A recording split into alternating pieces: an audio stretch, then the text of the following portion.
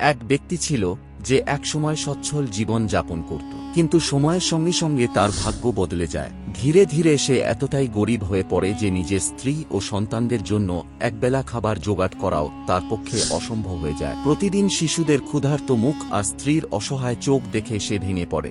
একদিন হতাশ হয়ে সে সিদ্ধান্ত নেয় এই জীবন আর সহ্য করা সম্ভব নয়।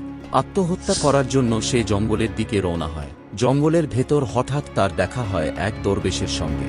দরবেশ তার মুখের বিষণ্ণতা দেখে জিজ্ঞেস করলেন, তুমি এত দুঃখী হয়ে কোথায় যাচ্ছ? লোকটি কান্নায় ভেঙে পড়ে তার সব কষ্টের কথা বলে দেয়। দরবেশ দয়া করে তাকে একটি সোনার মুদ্রা দিলেন এবং বললেন, এটি বিক্রি করে তোমার পরিবারকে খাবার দাও। মুদ্রাটি শেষ হয়ে গেলে আমার কাছে আবার ফিরে এসো। লোকটি বাড়ি ফিরে সোনার মুদ্রা বিক্রি করে। কিছুদিন তার সংসারে শান্তি ফিরে আসে, কিন্তু যখন সেই সোনা শেষ হয়ে যায় তখন তার মনে লোভ জন্ম নেয়। তার স্ত্রী তাকে বলে, দরবেশের কাছে নিশ্চয়ই অনেক সোনা আছে, তাকে মেরে ফেললে আমরা সারা জীবন ধনী হয়ে যাব। লোভে অন্ধ হয়ে লোকটি আবার জঙ্গলে যায় এবং নির্মমভাবে দরবেশকে হত্যা করে। এরপর সে দরবেশের গুহায় ঢুকে সোনা খোঁজে, কিন্তু আশ্চর্যের বিষয়, সেখানে একটি সোনার মুদ্রাও নেই। হঠাৎ আকাশ থেকে একটি ভয়ানক কণ্ঠস্বর শোনা যায়, যে ব্যক্তি তোমার জীবন বাঁচিয়েছিল তুমি তাকেই হত্যা করেছ। এখন এই দুনিয়াতেও তোমার কোনো স্থান নেই, পরকালেও নয়।